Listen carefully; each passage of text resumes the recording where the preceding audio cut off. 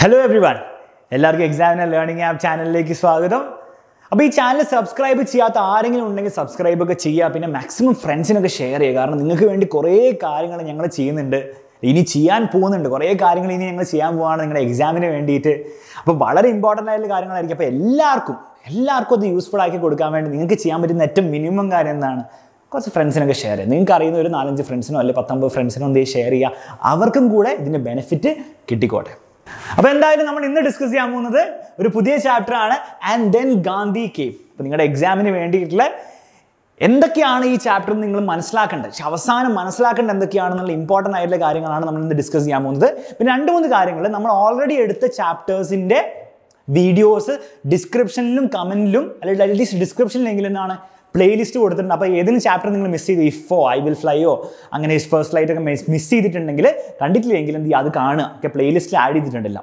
പിന്നെ ഈ chapter based ആയിട്ടുള്ള പരീക്ഷയിൽ വരാൻ ഏറ്റവും ചാൻസ് ഉള്ള ഇമ്പോർട്ടൻറ്റ് ക്വസ്റ്റ്യൻസ് ഫ്രീ ആയിട്ട് നിങ്ങൾക്ക് ഡൗൺലോഡ് ചെയ്യാം. അപ്പോൾ അതെങ്ങനെ ഡൗൺലോഡ് ചെയ്യേണ്ടതെന്ന് ഡിസ്ക്രിപ്ഷനിൽ കൊടുത്തിട്ടുണ്ട്. ഓക്കെ, ആപ്പിൽ പോയിട്ട് എങ്ങനെ ഡൗൺലോഡ് ചെയ്യാം, ഫ്രീ ആയിട്ട് ഡൗൺലോഡ് ചെയ്യാം. അതെന്തായാലും ചെയ്യണം ഈ ക്ലാസ് കണ്ടതിന് ശേഷം. ഓക്കെ, പരീക്ഷയിൽ വരാൻ ഏറ്റവും കൂടുതൽ ചാൻസ് ഉള്ള ക്വസ്റ്റ്യൻസ് ആണ് അതിൽ കൊടുത്തിരിക്കുന്നത്. അപ്പോൾ ശ്രദ്ധിക്കുക, അത് ചെയ്യാം കേട്ടോ. ഓക്കെ, അപ്പോൾ ആൻഡ് ദെൻ ഗാന്ധി കേം എന്ന് പറഞ്ഞാൽ ഞാൻ വളരെ ഷോർട്ടായിട്ടാണ് ഇവിടെ പ്രസൻറ്റ് ചെയ്യാൻ പറ്റുന്ന അത്രയും ഷോർട്ട്, പക്ഷെ നിങ്ങൾക്ക് മാക്സിമം കാര്യങ്ങൾ മനസ്സിലാക്കുന്ന രീതിയിൽ. ഓക്കെ, വെറുതെ പറഞ്ഞു പോവുകയും ചെയ്യില്ല. ജവഹർലാൽ നെഹ്റു എഴുതിയ ഒരു എസ്സേയിൽ നിന്ന് എടുത്ത ഒരു സംഭവമാണിത്. ഓക്കെ, അപ്പോൾ ജവഹർലാൽ നെഹ്റു ആണ് സംസാരിക്കുന്നതെന്ന് മനസ്സിലാക്കണം, വേറെ ആരോ അല്ല. അത് മനസ്സിലാക്കാം. ഓക്കെ, അത്രയും മനസ്സിലാക്കിയാൽ മതി, ബാക്കി നമുക്ക് നോക്കാം. World War I ended at last, and the peace, instead of bringing us relief and progress, brought us repressive legislation and martial law. World war I കഴിഞ്ഞു, പക്ഷെ എന്താണ് എല്ലാവരും വിചാരിച്ചെന്താണ് നല്ല സുഖമൊക്കെ ആയിരിക്കും ഇന്ത്യയിലൊക്കെ. പക്ഷെ എന്താണ് അതൊന്നല്ല സംഭവിച്ചത്. വളരെ റിപ്രസീവ് ആയിട്ട് അല്ലെ, അടിച്ചമർത്തപ്പെടുന്ന രീതിയിലുള്ള ലെജിസ്ലേഷനും റൂൾസും അതേപോലെ മാർഷ്യൽ ലോ, അതായത് മിലിറ്ററിയാണ് റൂൾ ചെയ്യുന്നത്.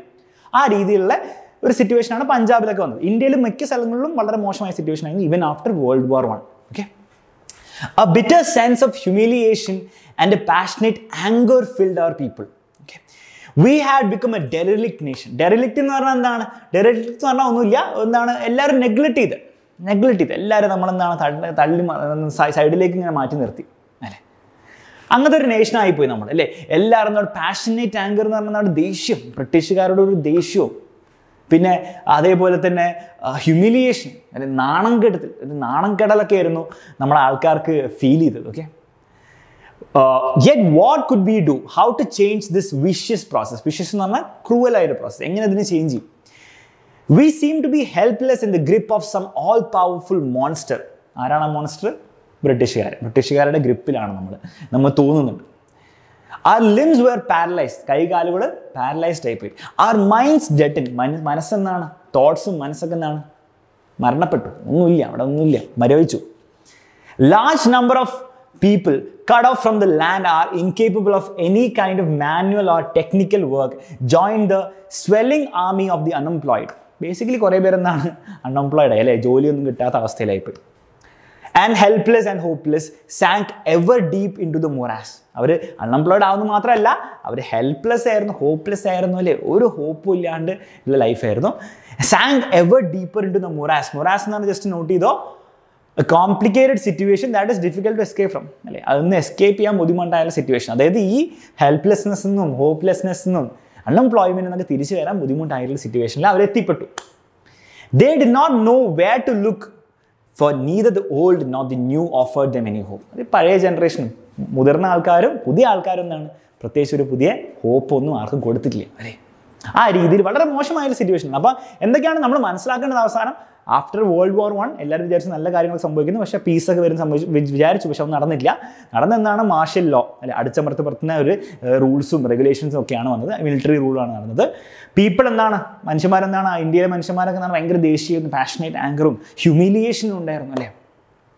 മെനി ആൾക്കാരെന്താണ് അൺഎംപ്ലോയിഡ് ആയിരുന്നു, അതിനോടൊപ്പം തന്നെ ഹോപ്പ്ലെസ് ആയിരുന്നു, തിരിച്ചു വരാനുള്ള ഒരു പ്രതീക്ഷയില്ല. അപ്പോൾ വളരെ സാഡായിട്ടുള്ള ഒരു സിറ്റുവേഷനിലാണ് ആഫ്റ്റർ വേൾഡ് വാർ I നിന്ന്. അത്രയും മനസ്സിലാക്കിയാൽ മതി. ഓക്കെ, അത്രയും മനസ്സിലാക്കിയാൽ കേട്ടോ. നെക്സ്റ്റ് നോക്കാം. What could we do? എന്ത് ചെയ്യാം നമുക്ക്? How could we pull India out of this quagmire of poverty and defeatism? ഈ ഒരു quagmire എന്ന് പറഞ്ഞാൽ എന്താണ്? ഇതാണ് സാധനം അല്ലേ, ഒരു ചെളിക്കുണ്ട്. അതിലുള്ളിൽ വീണ് കഴിഞ്ഞാൽ പിന്നെ എന്താണ്, പിന്നെ പുറത്തെടുക്കാൻ എന്താണ് ബുദ്ധിമുട്ടാണ്. അപ്പോൾ ഈ ചെളിക്കുണ്ടിനുള്ളിൽ എന്താണുള്ള ചെളിയല്ലാതെ പോവർട്ടിയും ഡിഫീറ്റിസും, തോൽവിയും പോവർട്ടിയും. Okay, Not for a few years of excitement and agony and suspense, but for long generations, our people had offered their blood and toil, tears and sweat. അപ്പം കുറച്ച് നാളുകളൊന്നുമല്ല, കുറച്ച് ഇയേഴ്സ് ഒന്നുമല്ല, എത്രയോ കാലങ്ങളായിട്ട്, എത്രയോ ജനറേഷൻസ് ആയിട്ട് എന്താണ് നമ്മുടെ ആൾക്കാർ ഇതിനു വേണ്ടി കഷ്ടപ്പെടുകയാണ്, ഇതിനെതിരെ കഷ്ടപ്പെടുകയാണ്. And this process had eaten its way deep into the body and soul of India, poisoning every aspect of our life. Okay. And then Gandhi came.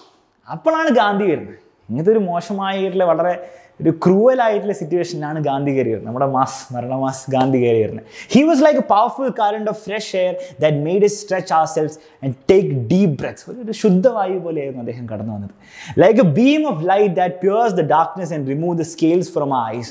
അല്ലേ, ഒരു പ്രകാശത്തിൻ്റെ ഒരു അന്ധകാരത്തിനെ മാറ്റി നിർത്തുന്നല്ലേ, അകൽത്തി നിർത്തുന്ന ഒരു പ്രകാശത്തിൻ്റെ ഒരു കിരണമായിട്ടാണ് നമ്മുടെ ഗാന്ധി കയറി വന്നത്. അല്ലേ, ബേസിക്കലി മനസ്സിലാക്കേണ്ടത് എന്താണ്, ലൈറ്റായിട്ട് വന്നതല്ല, ബേസിക്കലി എന്താണ്, ഒരു ട്രൂത്ത്, ഒരു റെവലേഷൻ ആയിട്ട്, അല്ലേ, ഒരു അങ്ങനത്തെ രീതിയിലാണ് വന്നിരിക്കുന്നത്. ലൈക്ക് എ വേൾവിൻഡ്, ഒരു ചുഴലിക്കാറ്റ് പോലെ, that upset many things but most of all workings of people's minds. മനുഷ്യന്മാരുടെ തോട്ട്സിനെ, അവരുടെ മൈൻഡിനെ ഒരു നിരാശപ്പെടുത്തുന്ന രീതിയിലാണ് അദ്ദേഹം കയറി വന്നത്. നിരാശപ്പെടുത്തുന്ന പറഞ്ഞാൽ എന്താണ് ഉദ്ദേശിക്കുന്നത്, ബേസിക്കലി അവരുടെ മനസ്സിൽ ഇന്ത്യക്കാരുടെയും ബ്രിട്ടീഷുകാരുടെയും ഒക്കെ എന്താണ്, അവരുടെ തോട്ട്സിനെയൊക്കെ എന്താണ്, അതിനെതിരെയായിട്ടുള്ള പുതിയ കുറച്ച് തോട്ട്സാണ് വന്നില്ല. അപ്പോൾ എന്താണ്, നമ്മുടെ തോട്ട്സൊക്കെ അപ്സെറ്റ് ആയിപ്പോയി. രണ്ടുപേരുടെ എങ്ങനെയാണെന്ന് മനസ്സിലാവും. എന്തുകൊണ്ടാണ് ഇന്ത്യക്കാരുടെ തോട്ട്സിനെയും അതേപോലെ ബ്രിട്ടീഷുകാരുടെ തോട്ട്സിനെയും ഒക്കെ എന്താണ് അപ്സെറ്റ് ചെയ്യുക, അവരുടെ മൈൻഡിനൊക്കെ അപ്സെറ്റ് ചെയ്യുന്ന രീതിയിലാണ് ഗാന്ധി വന്നത്. എന്തുകൊണ്ട് നമുക്ക് മനസ്സിലാവും, അത് വളരെ ഇമ്പോർട്ടൻ്റ് ആണ് കേട്ടോ.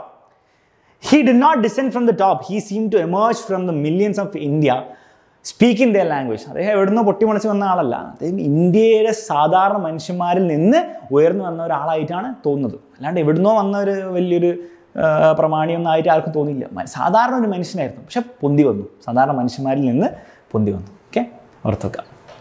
അടുത്ത, അപ്പോൾ ഇവിടെ വരെയുള്ള കീ പോയിന്റ്സ് എന്താണ്, അപ്പോൾ വേൾഡ് വാർ കഴിഞ്ഞിട്ട് വളരെ മോശമായിട്ടുള്ള അവസ്ഥയായിരുന്നു. ഇന്ത്യ എന്തായിരുന്നു, പോവേർട്ടിയിൽ മുങ്ങി കുളിച്ച് കിടക്കുകയായിരുന്നു.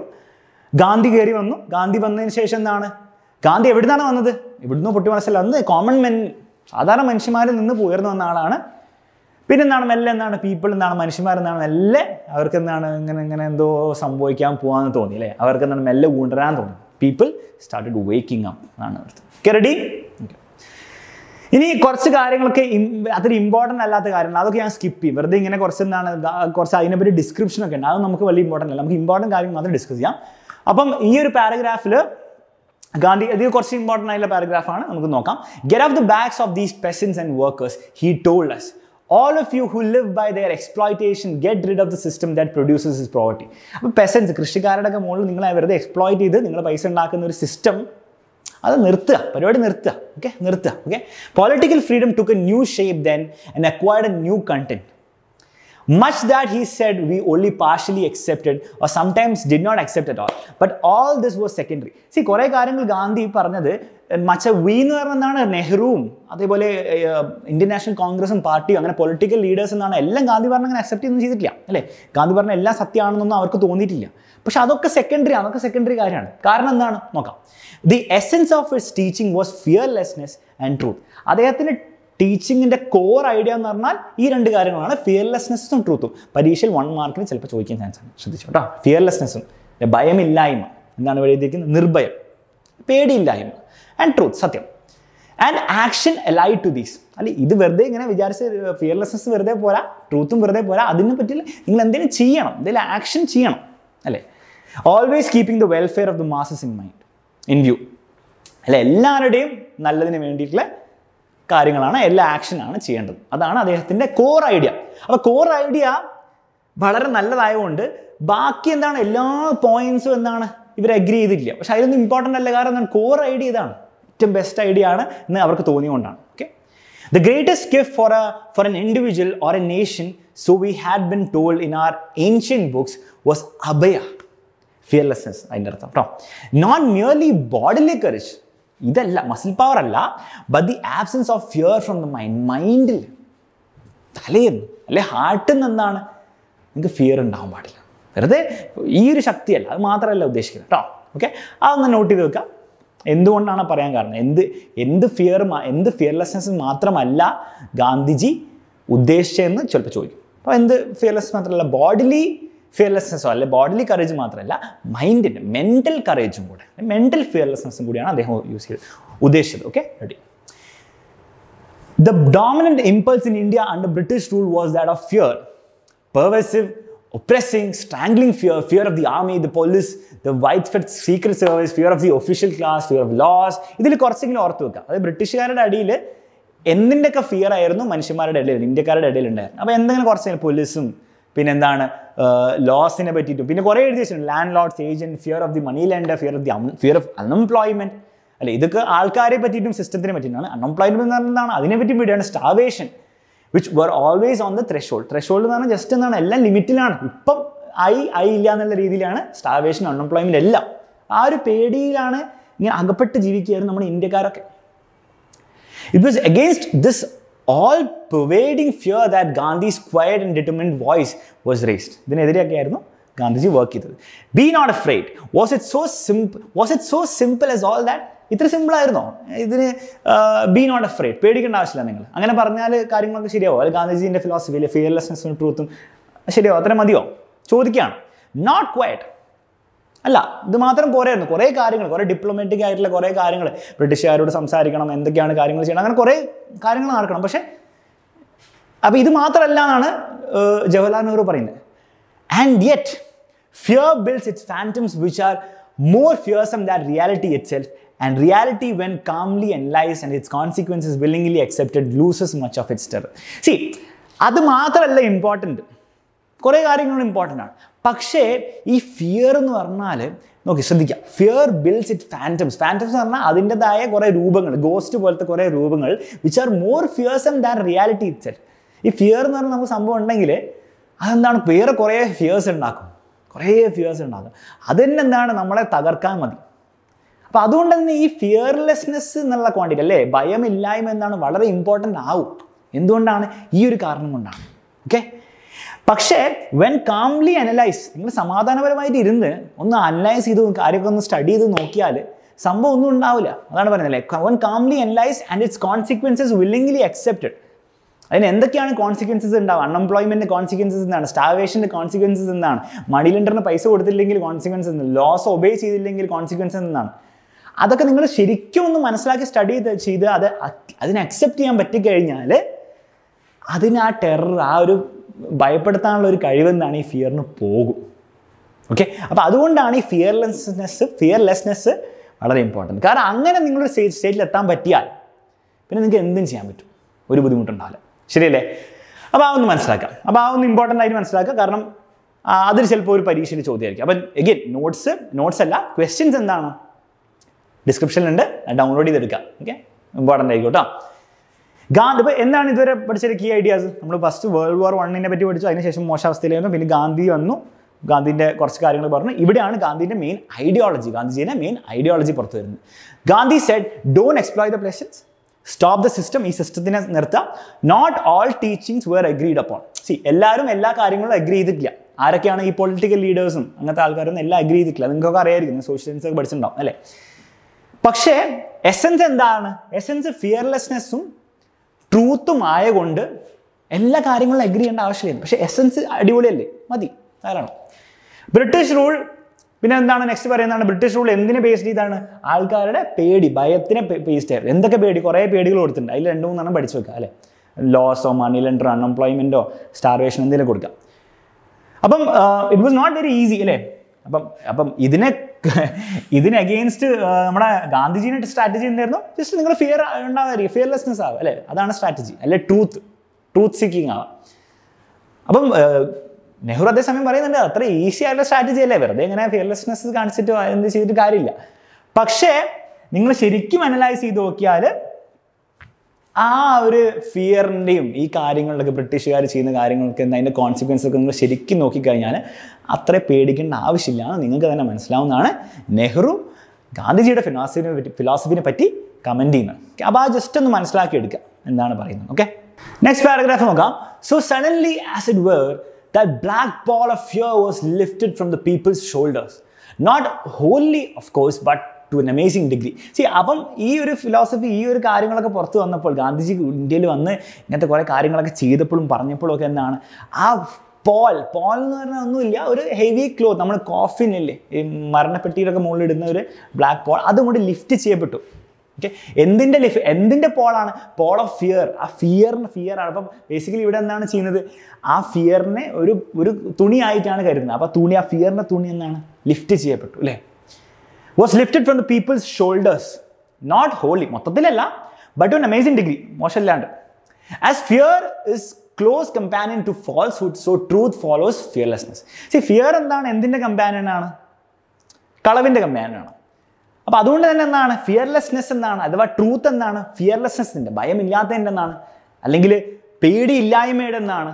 ഒരു കമ്പാനിയൻ, ഒരു ഫ്രണ്ടാണ്. ഓക്കെ, മനസ്സിലാക്കി. കാരണം നിങ്ങൾ ആലോചിച്ച് നോക്കിയാൽ നിങ്ങൾക്ക് ട്രൂത്ത് പറയണം എന്താണ്? നിങ്ങൾക്ക് കള്ളം പറയാൻ എളുപ്പമാണ് അല്ലേ? പേടിയുള്ളവരാണ് പെട്ടെന്ന് കള്ളം പറയും. സത്യം പറയാണെന്ന് നല്ല ധൈര്യമാണ് അല്ലേ? The Indian people did not become much more truthful than they were, nor did they change their essential nature overnight. Nevertheless, a sea change was visible as the need for falsehood and furtive behavior lesson. ഇന്ത്യക്കാർ ഒരു ദിവസം കൊണ്ട് പെട്ടെന്ന് ഗാന്ധിജിക്ക് പറഞ്ഞുകൊണ്ട് പെട്ടെന്ന് എന്താണ് വലിയ സത്യസന്ധരൊന്നും ആയിട്ടൊന്നുമില്ല. പക്ഷെ എന്താണ്? ഒരു ചേഞ്ച് മൊത്തത്തിൽ ഇങ്ങനെ കാണാൻ സാധിച്ചു.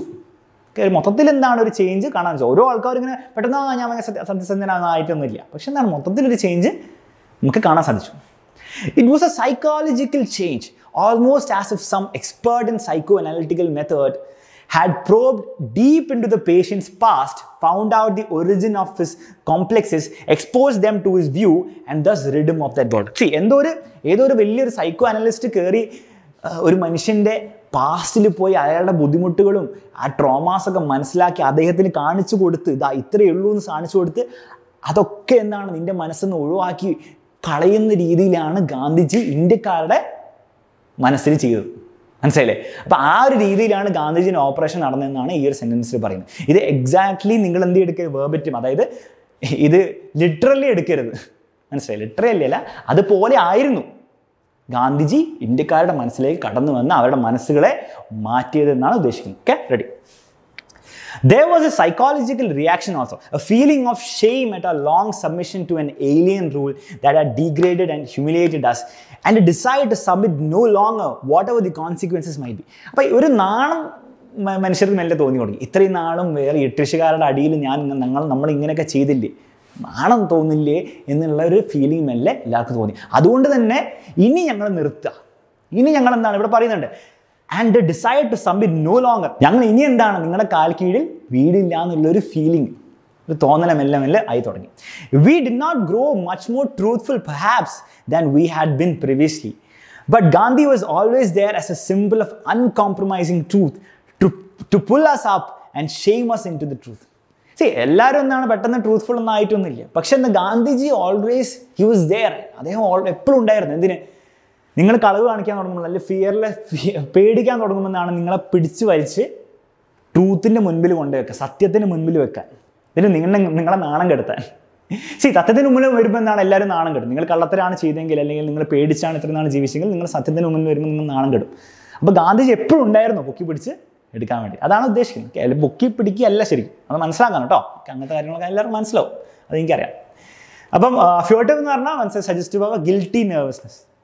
എന്തോ കള്ളവ് നിങ്ങൾ ചെയ്തു, അപ്പോൾ വരുന്ന ഒരു നെർവസ്നെസ് ഇല്ലേ, അതാണ്. ഓക്കെ, അപ്പോൾ അത്രയും വേർഡ്സ് പ്രത്യേകിച്ചൊന്നും ഇല്ല, മീനിങ് വേറെ. അതിൽ നെക്സ്റ്റ് പാരഗ്രാഫിലേക്ക് പോകും. What is truth? അപ്പോൾ ഈ ട്രൂത്തിനെ പറ്റി കുറേ പറഞ്ഞില്ലേ, സത്യം. എന്താണ് ട്രൂത്ത്? അത് പറയണ്ടേ?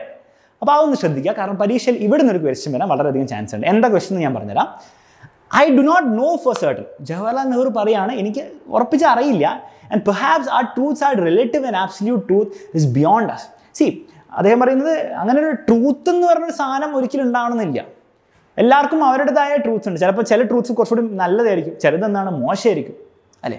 അതായത് ആബ്സല്യൂട്ട് ട്രൂത്ത് എന്ന് പറഞ്ഞാൽ ആബ്സല്യൂട്ട് ടെമ്പറേച്ചർ ഒക്കെ പോലെ.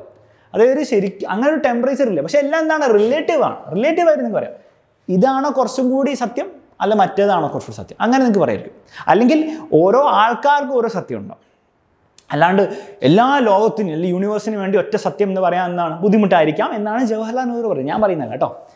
Different persons may and do take different views of truth. ഓരോ ആൾക്കാർക്ക് അതേ അവരുടേതായ ഒരു വ്യൂ പോയിന്റ് ഉണ്ടാവും സത്യത്തിനെ പറ്റി. And each individual is powerfully influenced by his own background, training and impulses. Okay, അദ്ദേഹത്തിൻ്റെ ഹിസ്റ്ററി ആയിട്ട് എന്താണ് ഇൻഫ്ലുവൻസ് ആയിരിക്കും. ഓരോ ആൾക്കാരെന്താണ് നിങ്ങളുടെ ലൈഫ് എങ്ങനെയാണ് നിങ്ങൾ ജീവിച്ച അതിൻ്റെ ബേസ്ഡ് ആയിരിക്കും നിങ്ങളുടെ കൾച്ചറും നിങ്ങളുടെ പേരൻസും നിങ്ങളെ പഠിപ്പിച്ച് അത് ബേസ്ഡ് ആയിരിക്കും നിങ്ങളുടെ സത്യങ്ങൾ, നിങ്ങളുടെ ട്രൂത്ത്സും. സോ ഓൾസോ ഗാന്ധി, അപ്പോൾ ഗാന്ധിക്കും അങ്ങനെ തന്നെ ആയിരിക്കും അല്ലേ? ഗാന്ധി എന്നാണ് ഒരു സാധാരണ മനുഷ്യനൊക്കെയാണ് എന്ത് പറഞ്ഞാലും, അപ്പോൾ അദ്ദേഹത്തിൻ്റെ ഹിസ്റ്ററിയും കാര്യങ്ങളിലൊക്കെ ബേസ്ഡ് ആയിരിക്കും അദ്ദേഹം മനസ്സിൽ കരുതിയ സത്യങ്ങൾ. അപ്പോൾ അത് പെർഫെക്റ്റ് ആവണമെന്നുണ്ടോ? ഇല്ല, അദ്ദേഹത്തിൻ്റെ സത്യമാണ്. But truth is at least for an individual what he himself feels and knows to be true. According to this definition, I do not know of any person who holds the truth as Gandhi does. That is dangerous. See, എന്താ idea? എന്താണേലും അവസാനം നെഹ്റു പറയുന്നത് എന്താണെന്ന് വെച്ചാൽ ഓരോ ആൾക്കാർക്ക് അവരുടെ സത്യം ഉണ്ടാവും അല്ലേ? അപ്പോൾ അതെങ്കിലും ഉണ്ട്.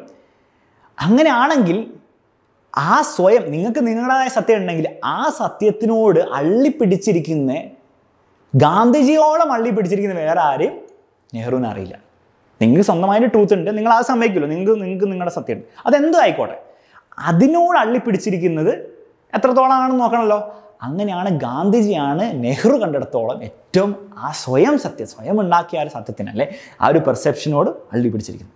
ആ ഡെഡിക്കേഷൻ വേറെ ആരിലും എന്നാണ് നെഹ്റു അതിൽ കൂടുതൽ കണ്ടിട്ടില്ല. That is a dangerous quality. അതൊരു ഡേഞ്ചറസ് ക്വാളിറ്റി. എന്തായിരിക്കും ഡേഞ്ചറസ് ക്വാളിറ്റി ഞാൻ കാരണം? ഇൻ എ പൊളിറ്റീഷ്യനില്ലേ, കാരണം എന്താണ്? For he speaks out his mind and even lets a public see its changing phases. See, dangerous കാര്യം എന്താണ്? സത്യം എല്ലാം അങ്ങനെ പബ്ലിക്കായിട്ട് പറഞ്ഞാൽ എന്താണ് പ്രശ്നമായിരിക്കും അല്ലേ? എല്ലാ കാര്യങ്ങളും നമ്മുടെ പൊളിറ്റീഷ്യൻസ് ഒക്കെ സീക്രട്ടായിട്ടുള്ള കാര്യങ്ങളും പിന്നെ എന്താണ് ചെറിയ കളവുകളൊക്കെ പുറത്ത് പറയാൻ തുടങ്ങിയാൽ ഡേഞ്ചറസ് ആണ്. ബാക്കിയുള്ള അവരുടെ ഫ്രണ്ട്സിനും പാർട്ടിക്കും ഒക്കെ എന്താണ് പ്രശ്നമാണ്. അതേപോലെ തന്നെ എന്താണ് വേറെ പ്രശ്നം എന്താണെന്ന് വെച്ചാൽ ട്രൂത്ത് എന്താ മാറും അല്ലേ? ഇപ്പോൾ ഞാനൊരു ദിവസം ഒരു കാര്യം സത്യം വിചാരിക്കും, ചിലപ്പോൾ നാളെ ഞാൻ വിചാരിക്കും എനിക്ക് മനസ്സിലാവുക കളവായിരുന്നു, കുറച്ചും കൂടി നല്ലൊരു സത്യം ഞാൻ മനസ്സിലാക്കി കഴിഞ്ഞാൽ ഞാൻ ട്രൂത്ത് എന്താണ് മാറ്റിക്കൊണ്ടിരിക്കുകയാണ്. അപ്പോൾ അതൊരു പ്രശ്നമാണ് അല്ലേ? പുറമേ ഒരാൾ നോക്കുമ്പോൾ ഇയാളെന്തായി പറയുന്നു, ഒരു ദിവസം പറയുന്നു, മറ്റേ ദിവസം വേറെ പറയുന്നു. അപ്പോൾ അതും പ്രശ്നമാണ്. അപ്പോൾ അത് ഡേഞ്ചറസ്. അപ്പോൾ രണ്ട് കാര്യങ്ങളുണ്ട് ഡേഞ്ചറസ്. ഒന്നെന്താണ് പൊളിറ്റീഷ്യൻ ആയതുകൊണ്ട് സത്യം പറഞ്ഞാൽ ഒരു പ്രശ്നം. രണ്ടാമത് എന്താണ് അതിന് ചേഞ്ചിങ് ഫേസസ്. അപ്പോൾ വീണ്ടും മാറും, ട്രൂത്ത്സ് മാറുമ്പോൾ അത് ഇങ്ങനെ മാറ്റി പ്രസൻറ്റ് ചെയ്യുമ്പോൾ അതും ഡേഞ്ചറസ് ആണ്. ഓക്കെ, മനസ്സിലാക്കാം. Gandhi influence millions of people. അപ്പോൾ ഇതൊന്നും ഇമ്പോർട്ടൻ്റ് ആണ്. ഇതിൽ പറയുന്നത് ആബ്സല്യൂട്ട് ട്രൂത്ത് ഉണ്ടാവണമെന്നില്ല, റിലേറ്റീവ് ട്രൂത്തേ ഉണ്ടാവുള്ളൂ. അത് ഓരോ ആൾക്കാർക്ക് അവരുടേതായ ട്രൂത്തേ ഉണ്ടാവുള്ളൂ. അത് മനസ്സിലാക്കാം അല്ലേ? ആബ്സല്യൂട്ട് ട്രൂത്ത് ഉണ്ടാവണമെന്നില്ല അല്ലേ? അങ്ങനെ ശരിക്കും എല്ലാവർക്കും വേണ്ടിയുള്ള ഒരു സത്യം ഉണ്ടാവണമെന്നില്ല. പക്ഷേ ഈ ഓരോ ആൾക്കാർക്ക് ഉണ്ടാവുന്ന ട്രൂത്തിനോട് എത്രത്തോളം നിങ്ങൾ ഡെഡിക്കേറ്റഡ് ആണെന്ന് ഇമ്പോർട്ടൻ്റ് ആണ്. അങ്ങനെ നെഹ്റു കണ്ടത് വെച്ചിട്ട് ഏറ്റവും ഡെഡിക്കേറ്റഡ് ആയിട്ടുള്ള ആരാണ്? ഗാന്ധിജിയാണ്. ഓക്കെ, അതൊന്ന് ഓർത്ത് വെക്കുക, അത് ഇമ്പോർട്ടൻ്റ് ആയിരിക്കും കേട്ടോ. Gandhi influenced millions of people in India in varying degrees. ഓരോ ആൾക്കാരെ ഓരോ രീതിയിലാണ് ഇൻഫ്ലുവൻസ് ചെയ്തത് അല്ലേ? ഓരോ എമൗണ്ട് ആണ് ഇൻഫ്ലുവൻസ് ചെയ്തത്. Some changed the whole texture of their lives, others were only partly affected, or the effect wore off and yet not quite. For some part of it could not be wholly shaken off. See, കുറേ പേരെ ഓരോ രീതിയിലാണ് effect ചെയ്തത് ഗാന്ധിജിയുടെ ഫിലോസഫീസും കാര്യങ്ങളും. കുറേ പേര് ഭയങ്കരമായിട്ട് എഫക്റ്റഡ് ആയി, ഭയങ്കര ഇൻഫ്ലുവൻസ്ഡ് ആയി. കുറച്ച് പേര് കുറച്ച് പേര് എന്താണ് കുറച്ച് എഫക്റ്റഡ്, പക്ഷേ കുറച്ച് മാവ് പോയി. പക്ഷേ എന്താണെങ്കിലും എന്തൊക്കെയോ സംഭവിച്ചിട്ടുണ്ട്. ഒന്നും എന്താണ് ഹോള്ളി ഷേക്കൺ ഓഫ് ആക്കാൻ പറ്റിയില്ല. മൊത്തത്തിൽ എന്താണ് അതിനെ തള്ളിക്കളയാൻ ആർക്കും പറ്റിയില്ല. Different people reacted differently and each will give his own answer to this question. അപ്പോൾ ഓരോ ആൾക്കാർക്കും എന്താണ് ഓരോ വേർഷൻ ഉണ്ടാവും ഈ ഒരു ചോദ്യത്തിന് ഉത്തരം. Okay, ready? ഓക്കെ, അപ്പം എന്താണ് നമ്മുടെ ഇതിൽ മനസ്സിലാക്കിയത്? പീപ്പിൾ എന്താണ് 100% എല്ലാവരും ഓവർനൈറ്റ് ഒരു ദിവസം കൊണ്ടെന്നാണ് പെട്ടെന്ന് സത്യസന്ധരായിട്ടൊന്നുമില്ല. ഇവിടെ എന്തെങ്കിലും മീനിങ് നമ്മൾ മിസ് ചെയ്തിട്ടുണ്ടോ? ഇല്ല. പക്ഷെ എന്താണ് ഫിയറും ഡിസോണസ്റ്റിയൊക്കെ എന്താണ് മെല്ലെ എന്താണ് കുറഞ്ഞിട്ടുണ്ടായിരുന്നു. അല്ലെങ്കിൽ ചെറിയൊരു ചേഞ്ച്, നമുക്ക് എന്തോ ഒരു ചേഞ്ച് കാണാൻ പറ്റി. അതൊരു സൈക്കോളജിക്കൽ ചേഞ്ചും കൂടെ ആയിരുന്നു. അതിന് കാരണം പറയുന്നുണ്ട്. ഒരു അനലിസ്റ്റ് എന്താണ് ഒരു പേഷ്യൻറ്റിനെ എങ്ങനെ ട്രീറ്റ് ചെയ്യുക, ആ രീതിയിലാണ് ട്രീറ്റ് നമ്മൾ ഡിസ്കസ് ചെയ്തിട്ടുണ്ടായിരുന്നു അല്ലേ? അത് ഓർത്ത് വെക്കാം കേട്ടോ. പിന്നെ ട്രൂത്തിനെ പറ്റിയാണ് പറയുന്നത്. ട്രൂത്ത് എന്താണ്? ആബ്സല്യൂട്ട് ട്രൂത്ത് എന്ന് പറഞ്ഞ സാധനം ഉണ്ടാവണമെന്നില്ല, റിലേറ്റീവ് ആയിരിക്കും. പക്ഷേ ഗാന്ധിജിയാണ് ബെസ്റ്റ് എക്സാമ്പിൾ അതിൻ്റെ. എന്തുകൊണ്ടാണെന്ന് ഞാൻ പറഞ്ഞു തന്നു, 2-3 പ്രാവശ്യം പറഞ്ഞു. പിന്നെ അദ്ദേഹം എന്താണ് കുറേ പേര് എന്താണ് ഓരോ ഡിഗ്രിയിലാണ് ഇൻഫ്ലുവൻസ് ചെയ്തത് അല്ലെ? ഓരോ എമൗണ്ടാണ് ഇൻഫ്ലുവൻസ് ചെയ്തത്. ഓരോ കുറച്ച് ഇൻഫ്ലുവൻസ് ചെയ്തു, കുറേ വളരെയധികം ഇൻഫ്ലുവൻസ് ചെയ്തു. പക്ഷേ ആരെങ്കിലും എന്തെങ്കിലുമൊക്കെ ഇൻഫ്ലുവൻസ് ചെയ്തിട്ടുണ്ട് അദ്ദേഹത്തിൻ്റെ തോട്ട്സും അദ്ദേഹത്തിൻ്റെ ഫിലോസഫി ഐഡിയാസും. ഓക്കെ, അത്രയും മനസ്സിലാക്കിയാൽ മതി. ഓക്കെ, റെഡി അല്ലേ? അങ്ങനെയാണ് നമുക്ക് അടുത്ത പാരഗ്രാഫിലേക്ക് പോകാം. അപ്പോൾ നെക്സ്റ്റ് പാരഗ്രാഫിൽ ഗാന്ധിജി എക്സാക്ട്ലി എന്താ ചെയ്തതെന്നാണ് കുറച്ച് പറയുന്നത്. ഓക്കെ, അപ്പം അത് ജസ്റ്റ് നോക്കിയാൽ മതി, എല്ലാ ഡീറ്റെയിൽസും വേണ്ട. മെയിൻ ആയിട്ടുള്ള കാര്യം his call of action was 2-fold. അത് 2 കാര്യങ്ങളാണ് അദ്ദേഹം മെയിനായിട്ട് ചെയ്തത് ഇതിനൊക്കെ വേണ്ടിയിട്ട്. ഓക്കെ, എന്താണെന്ന് അറിയാം? there was of course the action involved in challenging and resisting the foreign rule. അതായത് ബ്രിട്ടീഷുകാരെ ചാലഞ്ച് ചെയ്യാനും അവരുടെ ഈ കാര്യങ്ങളൊക്കെ നേരത്തെ കണ്ടല്ലോ, ഫിയർ അവരെങ്ങനെയാണ് എസ്റ്റാബ്ലിഷ് ചെയ്യുക, അതൊക്കെ റെസിസ്റ്റ് ചെയ്യാനും അതിനെ എഗെയിൻസ്റ്റ് ഫൈറ്റ് ചെയ്യാൻ വേണ്ടിയിട്ടുള്ള കാര്യങ്ങൾ ചെയ്യുന്നുണ്ട്. അതൊരു കാര്യം. അപ്പം ഒരു ഫോൾഡ് ഓഫ് ആക്ഷൻ എന്താണ്? ഈ ഫോറിൻ റൂളിന് അഗെയിൻസ്റ്റ് വർക്ക് ചെയ്യാൻ വേണ്ടി. രണ്ടാമത്തെ അത് മാത്രമല്ല, രണ്ടാമതാണ് ഏറ്റവും important, there was also the action which led us to fight against our own social evils. ഇന്ത്യയിൽ അന്നുണ്ടായിരുന്ന സോഷ്യൽ ഈവിൾസിന് അഗെയിൻസ്റ്റ് ഫൈറ്റും ചെയ്യുന്ന ഇമ്പോർട്ടൻ്റ്. അപ്പോൾ അതേ ഞാൻ പറഞ്ഞത്, ഇന്ത്യക്കാരുടെ മനസ്സും എന്താണ് അപ്സെറ്റ് ആക്കുന്ന രീതിയിലാണ് ഗാന്ധിജി വന്നത്. അപ്പോൾ ഇന്ത്യയിൽ എന്തൊക്കെയോ മോശമായിട്ടുള്ള കാര്യങ്ങളുണ്ടായിരുന്നു, അതിന് അഗെയിൻസ്റ്റ് നമ്മൾ ഫൈറ്റ് ചെയ്യണം. ബ്രിട്ടീഷുകാർ മാത്രം എന്താണ് ഫൈറ്റ് ചെയ്താൽ പോരായിരുന്നു ഗാന്ധിജിയുടെ സ്ട്രാറ്റജി. ടു ഫോൾഡ് സ്ട്രാറ്റജിയാണ്. Okay, ready? പിന്നെ കുറച്ച് കാര്യങ്ങളൊക്കെ പറയുന്നുണ്ട്. എന്തൊക്കെയാണ് പറയുന്നത്? Basically the freedom of India and the method of peaceful action, the principal plans of Congress were national unity which involve a solution of minority problems and the raising of depressed classes and the ending of untouchability, മൈനോറിറ്റിയുടെ issues, അതേപോലെ depressed ആയിട്ടുള്ള society classes of സൊസൈറ്റിക്ക് അവരെയൊക്കെ പൊക്കിക്കൊണ്ടുവരാൻ വേണ്ടിയിട്ടും അവർക്കൊക്കെ four work ചെയ്യാൻ വേണ്ടിയിട്ടും കൂടെ ആയിരുന്നു എന്നാണ് രണ്ടാമത്തെ സ്ട്രാറ്റജി, രണ്ടാമത്തെ ഫോൾഡ് ഓഫ് ആക്ഷൻ. ഓക്കെ, അപ്പോൾ ഇന്ത്യയിൽ ഉണ്ടായിരുന്ന പ്രശ്നങ്ങൾ അന്ന് അറിയാലോ, മൈനോറിറ്റി ക്ലാസ്, കാസ്റ്റ് ഡിസ്ക്രിമിനേഷൻ ഉണ്ടായിരുന്നു അല്ലേ, അവരൊക്കെ അവോയ്ഡ് ചെയ്യാനും അവരൊക്കെ മോശമായിട്ട് ട്രീറ്റ് ചെയ്യാനും സ്ലേവറിയുടെ ഫോംസ് വളരെയധികം പ്രെവലൻ്റ് ആയിരുന്നു അല്ലേ ഇന്ത്യയിൽ. അതേപോലെ തന്നെ അൺടച്ചബിലിറ്റി ഒരു ഇഷ്യൂ ആയിരുന്നു. പിന്നെ ട്രൈബൽ ക്ലാസസിനും ട്രൈബൽ സൊസൈറ്റീസിനൊക്കെ മാറ്റി നിർത്തുന്നു, അങ്ങനത്തെ കുറേ ഇഷ്യൂസൊക്കെ അന്നുണ്ടായിരുന്നു. അതിനൊക്കെ എഗെയിൻസ്റ്റ് ആയിട്ട് സോഷ്യൽ ഈവിൾസ്, ഇതൊക്കെയാണ് സോഷ്യൽ ഈവിൾസ് അന്ന് ഇന്ത്യയിലുണ്ടായിരുന്നു. അതിന് എഗെയിൻസ്റ്റ് ആയിട്ട് ഗാന്ധിജി ഫൈറ്റ് ചെയ്യും എന്നാണ് തീരുമാനിച്ചത്. Realising that in the main props of British rule were fear, prestige, the cooperation of people and certain classes whose vested interests were centered in British rule, Gandhi attacked these foundations. See, ബ്രിട്ടീഷുകാരെ വെറുതെ വന്നങ്ങോട്ട് ഭരിക്കില്ല, അവർക്ക് എന്താണ് ഇന്ത്യക്കാരുടെ support കിട്ടിയതുകൊണ്ടും കൂടിയാണ് അവർക്ക് എളുപ്പത്തിൽ ഭരിക്കാൻ പറ്റുന്നത്. അപ്പോൾ ആരായിരിക്കും ആ പ്രത്യേക ക്ലാസ്? എന്താണ് അവർ ഇന്ത്യയിൽ തന്നെ അപ്പർ ക്ലാസ്സസ് ആയിരിക്കും മിക്കവാറും വരിക. മിക്ക സ്ഥലത്തും അതാണ് സംഭവിച്ചത് അല്ലേ. അവർക്ക് ബ്രിട്ടീഷുകാർ ഭരിക്കുന്നതിന് ഒരു പ്രത്യേകിച്ച് കുഴപ്പമില്ലായിരുന്നു, കാരണം അവരുടെ വെസ്റ്റഡ് ഇൻട്രസ്റ്റ് അത് മനസ്സിലാക്കി വെച്ചാൽ. വെസ്റ്റഡ് ഇൻട്രസ്റ്റ് എന്നതാണ് personal reason for involvement in an undertaking or situation. അവരുടെ സ്വയം പേഴ്സണൽ ആയിട്ടുള്ള കുറച്ച് എന്താണ് ബെനിഫിറ്റ്സിന് വേണ്ടിയിട്ട് കൂടിയാണ് അവർക്ക് എന്താണ് ബ്രിട്ടീഷുകാരെ സപ്പോർട്ട് ചെയ്തത് അല്ലേ. കാരണം ബ്രിട്ടീഷുകാരെ സപ്പോർട്ട് ചെയ്ത് അവരും എന്താണ് അൺടച്ചബിലിറ്റിനെയും സാധാരണ ലോവർ കാസ്റ്റിനെയും ഒക്കെ എന്താണ് ഡിസ്ക്രിമിനേറ്റ് അവരും ചെയ്തോളും, ഞങ്ങളും ചെയ്തോളും. പിന്നെ എന്താണ് ബ്രിട്ടീഷുകാരെന്താണ് ഈ അപ്പർ ക്ലാസ്സിലുള്ള ആൾക്കാർ, പൈസയ്ക്കുള്ള ആൾക്കാരെന്ന് അവരെ സപ്പോർട്ട് ചെയ്യും, അവർ തിരിച്ച് ബ്രിട്ടീഷുകാരെ സപ്പോർട്ട് ചെയ്യും. അപ്പോൾ ആ ഒരു കോപ്പറേഷൻ ഉള്ളതുകൊണ്ടാണ് ബ്രിട്ടീഷിന് ഇത്രയും സക്സസ്ഫുൾ ആകാൻ പറ്റിയത്. ഫിയറും ഉണ്ട്, പിന്നെ ഈ കോപ്പറേഷനും ഉണ്ട്. Okay, ready? അപ്പോൾ Gandhi attacked all these. Gandhi അവർക്ക് ആ സിസ്റ്റത്തിനെ തന്നെ അറ്റാക്ക് ചെയ്യാണ്. Titles were to be given up and though the title holders responded to this only in small measure, the popular respect for these British given titles disappeared. So ബ്രിട്ടീഷുകാർ കുറേ പേരെ titles, വലിയൊരു ടൈറ്റിൽസും അവാർഡ്സും കാര്യങ്ങളൊക്കെ കൊടുത്തിട്ടുണ്ടായിരുന്നു. അതൊക്കെ അതിൻ്റെ ഇമ്പോർട്ടൻസ് ഒക്കെ മെല്ലെ എന്താണ് പോയി തുടങ്ങി, അതിനുള്ള ഇമ്പോർട്ടൻസ് പോയി തുടങ്ങി. New standards and values were set up and the pomp and the splendor of viceregal court and the princess suddenly appeared supremely ridiculous.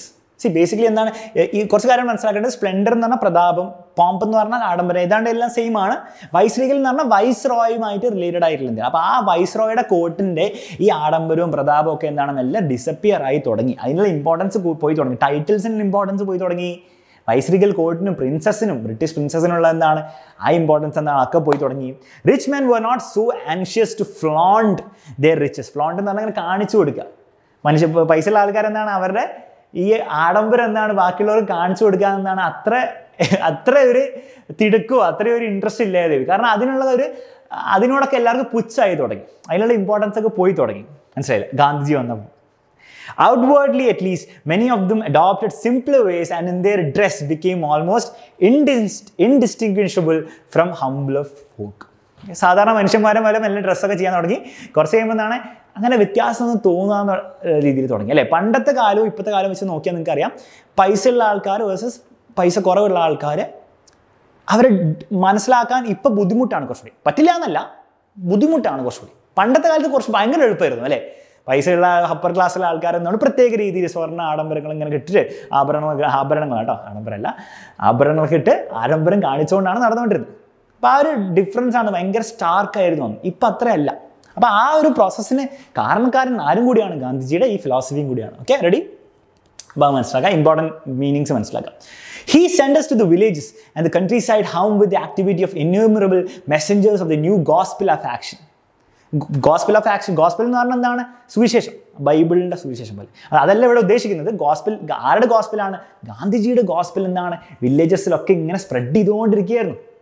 Okay, അപ്പോൾ ഹീ സെൻറ്റസ് എന്ന് പറഞ്ഞാൽ അദ്ദേഹം ഞങ്ങളെന്താണ് വില്ലേജസിലേക്ക് സാധാരണ കോമൺ മെൻ്റെ സ്പേസിലേക്കില്ല സാധാരണ കൃഷിക്കാരൊക്കെ ഉള്ള സ്ഥലത്തേക്ക് എന്നാണ് അദ്ദേഹം പറഞ്ഞു വിട്ടു. അപ്പോൾ അങ്ങനെയൊക്കെയാണ് ജവഹർലാൽ നെഹ്റുവും അന്നത്തെ ആൾക്കാർ ആ പൊളിറ്റിക്കൽ ലീഡേഴ്സൊക്കെ ആദ്യമായിട്ട് അവരുടെ സ്റ്റേറ്റ് മനസ്സിലാക്കി എടുക്കുന്ന ഈ ഒരു ആക്ടിവിറ്റിയിലൂടെയാണ്. The peasant was shaken up and he began to emerge from his shell. ആ ഒരു ഷെല്ലിൽ നിന്ന് ആ കൊക്കൂണിൽ നിന്നാണ് മെല്ലെ പുറത്ത് വരാൻ തുടങ്ങി കൃഷിക്കാരൻ. പെസന്റ് എന്നാണ് കൃഷിക്കാരെന്ന് മനസ്സിലാക്കിയത് കേട്ടോ ഇന്ത്യയിൽ. The effect on us was different but equally far-reaching, for we saw for the first time as it were, the villager in the intimacy of his mud hut and with the stark shadow of hunger always pursuing him. ആ ഒരു ഭയാനകമായിട്ടുള്ള ഒരു അവസ്ഥ അല്ലേ ഒരു സാധാരണ ഒരു കൃഷിക്കാരൻ face ചെയ്യുന്നത് എപ്പോഴും സ്റ്റാർവേഷൻ അല്ലെ ഹങ്കർ അയാളെ ചേസ് ചെയ്തുകൊണ്ടിരിക്കുന്ന ഒരു അവസ്ഥയാണ്. അത് ആദ്യമായിട്ട് ഇവർ കാണുന്നത് ഈ ഒരു ഇങ്ങനെ ട്രാവൽ ചെയ്യുമ്പോഴാണ്. ഗാന്ധിജീൻ്റെ ഒപ്പവും ഗാന്ധിജിയുടെ കൂടെയും ഗാന്ധിജി പറഞ്ഞിട്ടും പറഞ്ഞു വിട്ടിട്ടൊക്കെ ട്രാവൽ ചെയ്യുമ്പോൾ വില്ലേജസിലേക്ക് കേട്ടോ. We learned our Indian economics more from these visits than from books and learned discourses. The emotional experience we had already undergone was emphasized and confirmed, and henceforward there could be no going back for us to our old life and our old standards.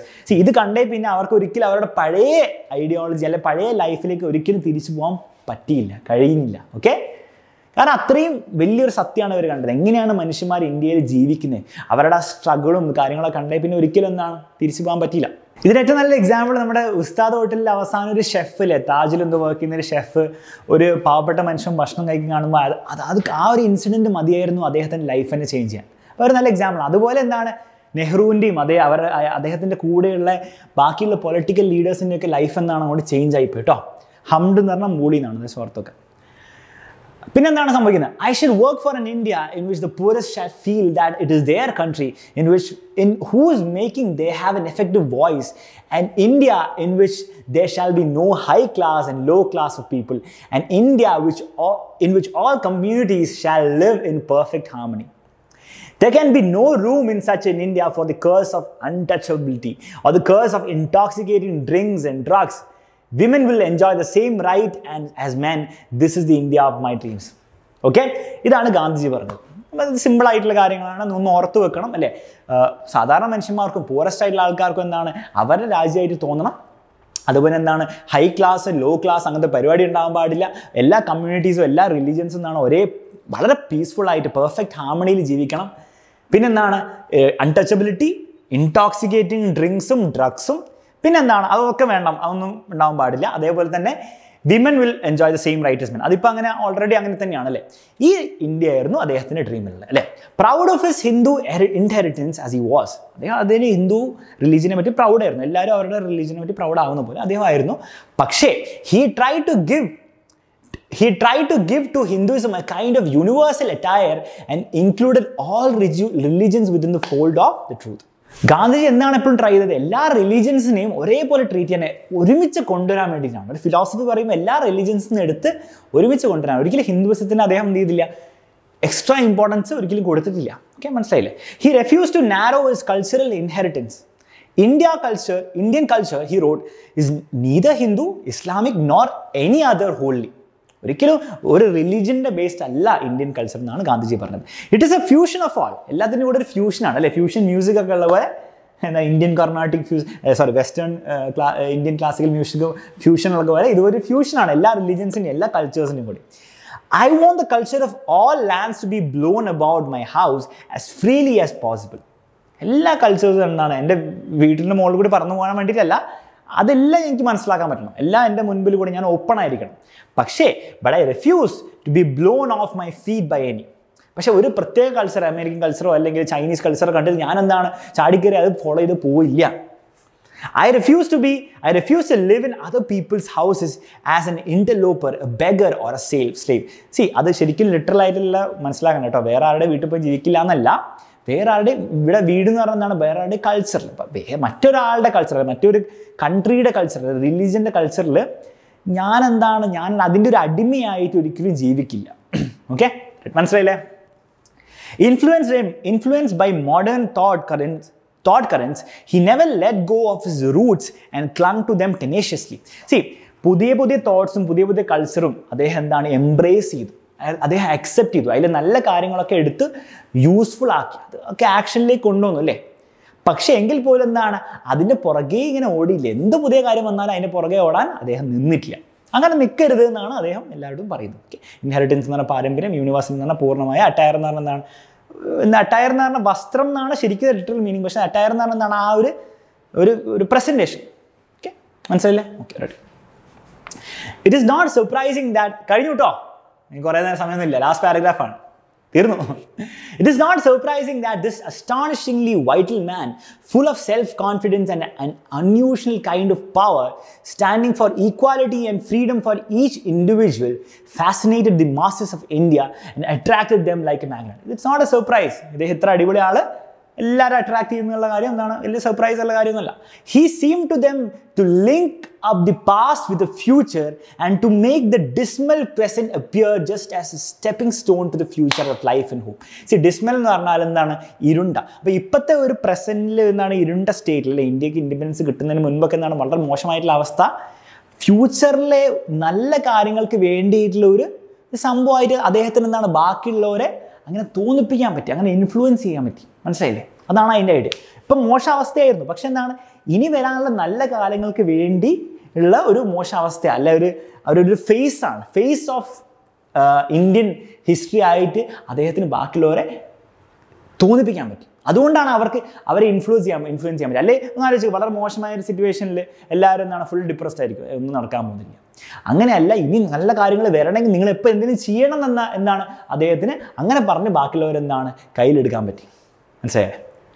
Thus he effected a vast psychological revolution, not only among those who followed his lead, but also among his opponents and those many neutrals, രണ്ട് സൈഡിൽ നിൽക്കാത്ത ആൾക്കാർ, who could not make up their minds what to think and what to do. See, opponents, അദ്ദേഹത്തിന് follow ചെയ്ത ആൾക്കാരെ മാത്രമല്ല അദ്ദേഹത്തിന് influence ചെയ്യാൻ പറ്റിയത്, ഒപ്പോണൻസിനെയും ബ്രിട്ടീഷുകാരെ വരെ. കുറേ ബ്രിട്ടീഷുകാരൊക്കെ കുറേ അന്നത്തെ ബ്രിട്ടീഷിലെ ആർമിയിലുള്ള മേജേഴ്സും ജനറൽസും ഒക്കെ കുറേ പേര് എന്താണ് ഗാന്ധിജിയുടെ ഫാനായിരുന്നു, അല്ലെ, ഫിലോസഫിയുടെ ഫാനായിരുന്നു. ഒന്നും ചെയ്യാൻ പറ്റിയില്ല അദ്ദേഹത്തിന് വേണ്ടിയിട്ട്, പക്ഷെ ഫാനായിരുന്നു. അതേപോലെ കുറേ ന്യൂട്രൽസ്, ഏതോ ഒരു പക്ഷത്തും ഇല്ലാത്ത ആൾക്കാരെ ഒക്കെ എന്താണ് ഇദ്ദേഹത്തിന് ഇൻഫ്ലുവൻസ് ചെയ്യാൻ പറ്റി. അതാണ് അദ്ദേഹത്തിൻ്റെ ബ്രില്യൻസ്. എല്ലാവരെയും ഇൻഫ്ലുവൻസ് ചെയ്യാൻ പറ്റി. കാരണം എന്താണ്, അദ്ദേഹത്തിൻ്റെ കോർ ഐഡിയോളജി എന്തായിരുന്നു? ഫിയർലെസ്നെസ്സും ട്രൂത്തുമായിരുന്നു. രണ്ടാമത്തെ കാര്യം, ഈ ഫിയർലെസ്നെസ്സും ട്രൂത്തും ബ്രിട്ടീഷുകാരെ മാത്രം ഫൈറ്റ് ചെയ്യാൻ വേണ്ടിയിട്ടില്ല, ഇന്ത്യയിലെ സോഷ്യൽ ഈവിൾസിനെ ഫൈറ്റ് ചെയ്യാൻ വേണ്ടിയിട്ടും കൂടെ അദ്ദേഹം എന്താണ് യൂസ് ചെയ്തത്.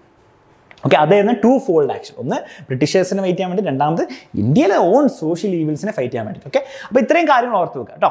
അപ്പോൾ ഒന്നുകൂടി സമ്മറൈസ് ചെയ്യാം ലാസ്റ്റ് സെക്ഷൻ. പുതിയൊരു ഗോസ്പൽ വന്നു, അല്ലേ, നമ്മുടെ നെഹ്റുവും അദ്ദേഹത്തിൻ്റെ ഫ്രണ്ട്സും പൊളിറ്റിക്കൽ ലീഡേഴ്സൊക്കെ നമ്മുടെ വില്ലേജസിലൊക്കെ അങ്ങനെ ഉള്ളിലേക്ക് പോയപ്പോൾ മനസ്സിലായി എന്താണ് പുതിയൊരു ഗോസ്പൽ. അതായത് ഗാന്ധിജിയുടെ ഈ ഒരു ഫിലോസഫി, ഫിയർലെസ്നെസ്സിൻ്റെയും ട്രൂത്തിൻ്റെ ഫിലോസഫി എന്താണ് എല്ലാத்தைയും സ്പ്രെഡ് ചെയ്തിരിക്കുന്നത്, അല്ലേ. പെസൻസ്, കൃഷിക്കാരൊക്കെ എന്താ, അവർ ജാഗ്രതരായി. They woke up. Nehru learned about the real India. The poorest should feel India. See, അപ്പോൾ നെഹ്റു എന്താണ്, നെഹ്റുവും അദ്ദേഹത്തിൻ്റെ കൂടെയുള്ള ആൾക്കാരൊക്കെ എന്താണ് ശരിക്കത്തെ ഇന്ത്യനെ പറ്റി പഠിച്ചെടുത്തു. അതിനുശേഷം അവർക്ക് എന്താണ് ഈ സ്ട്രഗിളും ഈ ഒരു ബുദ്ധിമുട്ടും കണ്ടതിന് ശേഷം അവർക്ക് ഒരിക്കലും പഴയ അവരുടെ ലൈഫിലേക്ക് പോകാൻ പറ്റിയില്ല, അവരുടെ ആഡംബര ജീവിതത്തിലേക്ക് അവർക്ക് ഒരിക്കലും ആലോചിക്കാൻ വരാൻ പറ്റിയില്ല. ഓക്കെ, രണ്ടാമത്തെ അതിനുശേഷമുള്ള പാരഗ്രാഫിൽ പറയുന്നത് എന്താണ്, പൂറസ്റ്റ് ഷുഡ് ഫീൽ ലൈക്ക്. അപ്പോൾ ഗാന്ധിജിയുടെ ഐഡിയൽ എന്തായിരുന്നു, വളരെ കോമൺ ആയിട്ട് ആൾക്കാരും പാവപ്പെട്ടവർക്കും എന്താണ് ഇന്ത്യ അവരുടേതായിട്ട് തോന്നണം, അല്ലേ. പെർഫെക്റ്റ് ഹാർമണി, എല്ലാ കമ്മ്യൂണിറ്റീസും പെർഫെക്റ്റ് ഹാർമണിയിൽ ജീവിക്കണം. നോ അൺടച്ചബിലിറ്റി, ഡ്രഗ്സും പാടില്ല. വിമൻ എന്താണ് ഈക്വൽ റൈറ്റ്സ് ഉണ്ടാവണം. എല്ലാ റിലീജിയൻസും ഇമ്പോർട്ടൻ്റ് ആണ്. അദ്ദേഹം പിന്നെ പറഞ്ഞു, അദ്ദേഹം ഹിന്ദു ആയതിനാൽ അദ്ദേഹം ഭയങ്കര പ്രൗഡൊക്കെ ആയിരുന്നു പറഞ്ഞു. പക്ഷേ എല്ലാ റിലീജിയൻസിനും അദ്ദേഹം ഈക്വൽ ആയിട്ട് ട്രീറ്റ് ചെയ്തത്, എല്ലാ കൾച്ചേഴ്സിനെ അക്സെപ്റ്റ് ചെയ്തു. പക്ഷേ സ്വന്തം ഇന്ത്യൻ കൾച്ചറിൽ അദ്ദേഹം റൂട്ടഡ് ആയിരുന്നു, വേരുറപ്പിച്ചിരിക്കുകയായിരുന്നു. എന്നിട്ട് നല്ല കാര്യങ്ങൾ ബാക്കിയുള്ള കൾച്ചേഴ്സിന് അദ്ദേഹം എടുത്തു. ഓക്കെ, ഇതിന് അവസാനം പറയുന്നത് ഈ ഒരു മനുഷ്യന് ഒരു സൈക്കോളജിക്കൽ റെവല്യൂഷൻ ഇന്ത്യയിൽ കൊണ്ടുവരാൻ പറ്റി. മനസ്സിലായില്ലേ? ഈ ബ്രിട്ടീഷുകാർക്ക് എതിരുള്ള റെവല്യൂഷൻ മാത്രമല്ല, സൈക്കോളജിക്കലി ഇന്ത്യക്കാരുടെ മനസ്സ് തന്നെ മാറ്റിയെടുക്കാൻ പറ്റി എന്നാണ് അവസാനത്തെ പാരഗ്രാഫിൽ പറഞ്ഞത്. അപ്പോൾ ഇത്രയും കാര്യങ്ങൾ നമ്മൾ മനസ്സിലാക്കണം. ബേസിക്കലി ആൻഡ് ദെൻ ഗാന്ധി വന്നതിന് ശേഷം മുൻപുള്ള കുറച്ച് കാര്യങ്ങൾ പറയുന്നുണ്ട്. അതിനുശേഷം വന്നതിന് ശേഷം എങ്ങനെയാണ് കൂടുതൽ എന്താണ് പറയുന്നത്, ഈ ബ്രിട്ടീഷുകാരെ എങ്ങനെ ഫൈറ്റ് ചെയ്തു എന്നല്ല, സൈക്കോളജിക്കൽ ചേഞ്ചസ് എങ്ങനെയാണ് കൊണ്ടുവന്നത്. ഗാന്ധിജിയുടെ ഫിലോസഫി വെച്ചിട്ട് ഇന്ത്യക്കാരെങ്ങനെയാണ് ചേഞ്ച് ചെയ്തത്, അത് അവരെ എങ്ങനെ ഹെൽപ്പ് ചെയ്തു എന്നാണ് ഈ ചാപ്റ്ററിൽ പറയുന്നത്. ഓക്കെ, അപ്പോൾ നിങ്ങൾ ഇനി ചെയ്യേണ്ടത് എന്താണെന്ന് വെച്ചാൽ ഒന്ന് ചാനൽ സബ്സ്ക്രൈബ് ചെയ്യും, ഫ്രണ്ട്സിന് ഷെയർ ചെയ്ത് യൂസ്ഫുൾ ആണെങ്കിൽ, നിങ്ങൾക്ക് യൂസ്ഫുൾ ആണെന്ന് തോന്നുകയാണെങ്കിൽ ലൈക്കൊക്കെ ചെയ്യുക, അതിനോടൊപ്പം തന്നെ നിങ്ങളുടെ ഫ്രണ്ട്സിന് ഷെയർ ചെയ്യുക. അതാണ് കൂടുതൽ ഇമ്പോർട്ടൻറ്റ്. കമൻറ്റ് ഒന്നും ചെയ്യണമെന്ന് ഒരു ആവശ്യമില്ല, നിങ്ങൾക്ക് ബുദ്ധിമുട്ടുള്ള കാര്യമല്ലേ. രണ്ടാമത്തെ കാര്യം, നിങ്ങൾക്ക് ഇതിൻ്റെ ക്വസ്റ്റ്യൻസ് പരീക്ഷയിൽ വരാൻ ഏറ്റവും ചാൻസ് ഉള്ള ഇതിൽ ഈ ചാപ്റ്റർ ബേസ്ഡ് ആയിട്ടുള്ള ക്വസ്റ്റ്യൻസ് ആവശ്യമുണ്ടെങ്കിൽ നിങ്ങൾ ഫ്രീ ആയിട്ട് ഡൗൺലോഡ് ചെയ്യുക ഒരു ഓപ്ഷൻ ഇപ്പോൾ ഉണ്ട്. ഡൗൺലോഡ് ചെയ്താൽ നമുക്ക് പഠിക്കാം. ഓക്കെ, ഈ ചാപ്റ്ററിന് പരീക്ഷ വരാൻ ഏറ്റവും ചാൻസ് ഇല്ല. അപ്പോൾ ഇത് ബേസ്ഡ് ആയിട്ടുള്ള, ഞാൻ പറഞ്ഞ ബേസ്ഡ് ആയിട്ടുള്ള ക്വസ്റ്റ്യൻസ് തന്നെയാണ് വരാൻ പോകുന്നത്, പേടിക്കേണ്ട ആവശ്യമില്ല. അത് പഠിച്ചു കഴിഞ്ഞാൽ പരീക്ഷയിൽ അത് തന്നെ വരും, പരീക്ഷ ചെയ്താൽ ഫുൾ മാർക്ക് കിട്ടി വരാം. ഓക്കെ, അപ്പോൾ അത് ഡൗൺലോഡ് ചെയ്യാൻ വേണ്ടിയിട്ടുള്ള എല്ലാ ഇൻസ്ട്രക്ഷൻസും നിങ്ങൾ ഡിസ്ക്രിപ്ഷനിൽ കൊടുത്തിട്ടുണ്ടാവും. ഡിസ്ക്രിപ്ഷനിൽ തപ്പി കിട്ടിയില്ല, കമൻസിൽ എവിടെയും കൊടുത്തിട്ടുണ്ടാവും. ജസ്റ്റ് നോക്കുക, കുറച്ച് കഷ്ടപ്പെടാം. Okay, ready? അപ്പോൾ all the best. Thank you so much. അടിപൊളി. Exam winner. Crack your exams with Exam Winner and be a true winner.